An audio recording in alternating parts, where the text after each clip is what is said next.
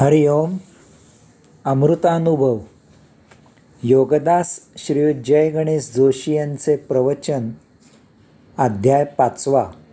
सच्चिदानंद पदत्रय विवरण. ओवी क्रमांक 46. रूप नाही तै लावण्य, अंग नुठी तै तारुण्य, क्रिया न फुटे तै पुण्य, कैसे असे. अर्थात रूपा आधीचे लावण्य कसे असते, देहा आधीचे तारुण्य कसे असते, क्रिया करण्याआधी पुण्य कसे असते. माऊली या ओवीत 3 उदाहरणे देत आहेत. 1. लावण्य रूपावर दिसते. रूप असले तरच लावण्य असते. जर रूपच नसेल तर लावण्य असू शकत नाही. जमीन नसेल तर धान्य पेरणार कोठे. तसे रूप नसेल तर लावण्य कशाचा आधार घेणार. लावण्य रूपाचा आश्रित आहे. हवा जेव्हा वाऱ्याच्या आश्रयाने वाहू लागते तेव्हाच त्यातील सुवास आपल्याला जाणवतो. अरूपातील लावण्य आपल्याला दिसणे शक्य नाही. तथापि ते तेथे नसते असे नाही. याचा अर्थ लावण्य मूलतः त्याचे त्यालाच जाणवते. रूप आणि लावण्य एकमेकांशी संलग्न आहेत.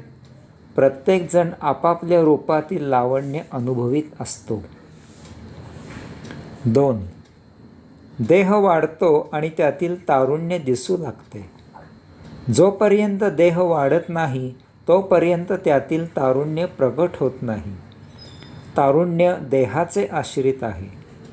बाळ असलेल्या देहात तारुण्य लपलेले असते. जेव्हा देहाची वाढ होते तेव्हा ते प्रगट होते. तथापि ते ज्याचे त्यालाच अनुभविता येते.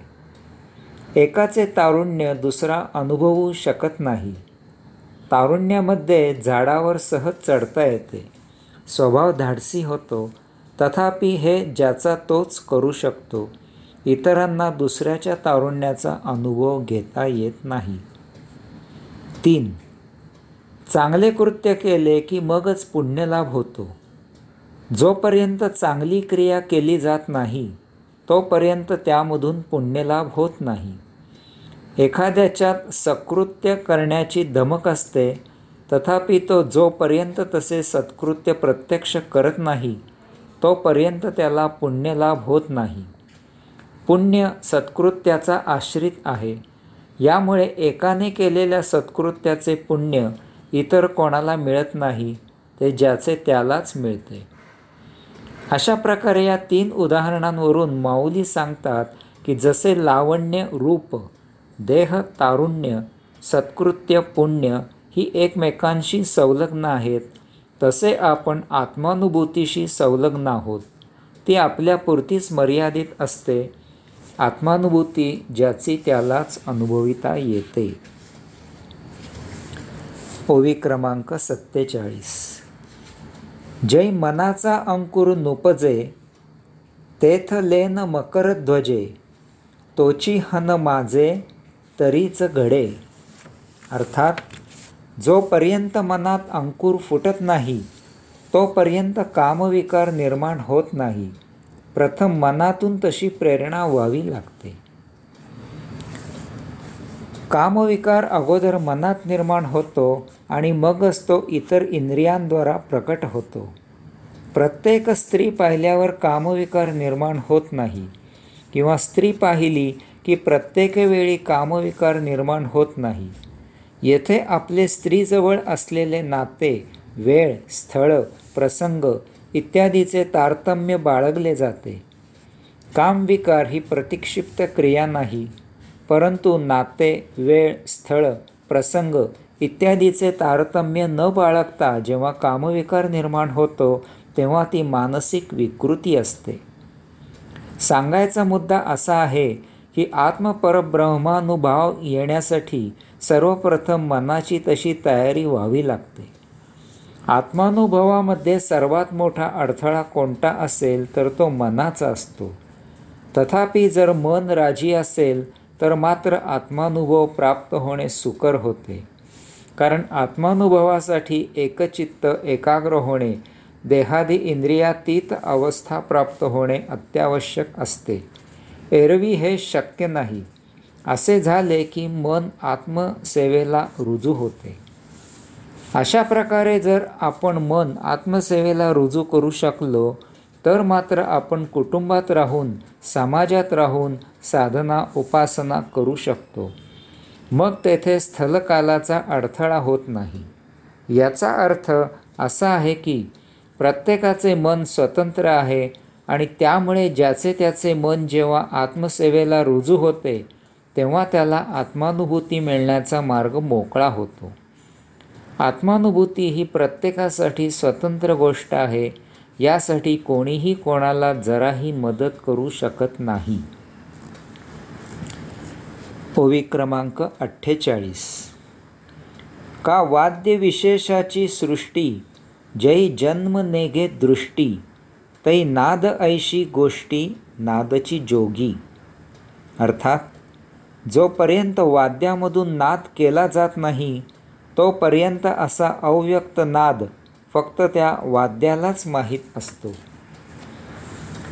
जेव्हा वाद्य वाजविले जाते त्यावेळी त्याचे स्वरमाधुर्य आपल्याला ज्ञात होते. वाद्य वाजवले की त्या वाद्याचा आपण आस्वाद घेऊ शकतो. याचा अर्थ ते वाद्य वाजवायच्या आधी त्यात नाद सुप्तावस्थेत उपस्थित असतो. अर्थातच याची प्रचिती मात्र जोपर्यंत ते वाद्य वाजविले जात नाही तोपर्यंत आपल्याला येत नाही.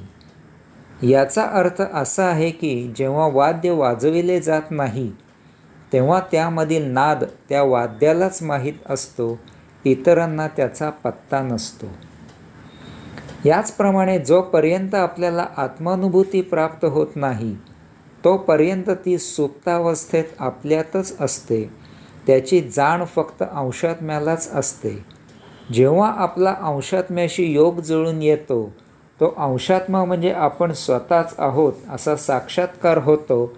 त्यावेळी आपल्याला स्वस्वरूपाची प्रचिती येते. त्यावेळी आपल्याला आत्मानुभूतीचे ज्ञान प्राप्त होते. मग यथाकाळी आपली परमात्मानुभूतीची यात्रा सुरू होते. ओवी क्रमांक 49.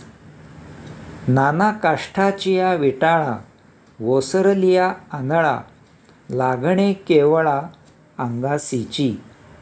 अर्थात बाह्य अग्नीने लाकडातील अंतस अग्नी पेटतो. लाकडे जळून गेली तरी अग्नी तसाच असतो. लाकडात अग्नी असतो, तथापि जोपर्यंत बाह्य अग्नीचा त्याला स्पर्श होत नाही तोपर्यंत तो प्रज्वलित होत नाही. याचा अर्थ स्पर्श होण्याआधी लाकडात आणि बाह्यभागी असा दोन्हीही ठिकाणी अग्नी सुप्तावस्थेत असतो. पुढे अग्नीने जेव्हा लाकूड जळून राख होते तेव्हा त्यातील अग्नी नष्ट होत नाही, तर तो बाह्य अग्नीत विलीन होऊन तसाच शिल्लक राहतो. अशाच प्रकारे आपल्या अंतःकरणात परमचैतन्यमय अंशात्मा असतो. बाह्यभागी परमचैतन्य असते. जेव्हा देहाचे पतन होते तेव्हा देह नष्ट होतो, तथापि त्यातील अंशात्मा नष्ट होत नाही, तर तो परमचैतन्यात विलीन होतो. किंवा संचित असेल तर तो नवीन देहात पुनर्जन्म घेतो, किंवा सायुज्य मुक्तावस्था प्राप्त असेल तर तो अंतराळात निघून जातो. हरिओम.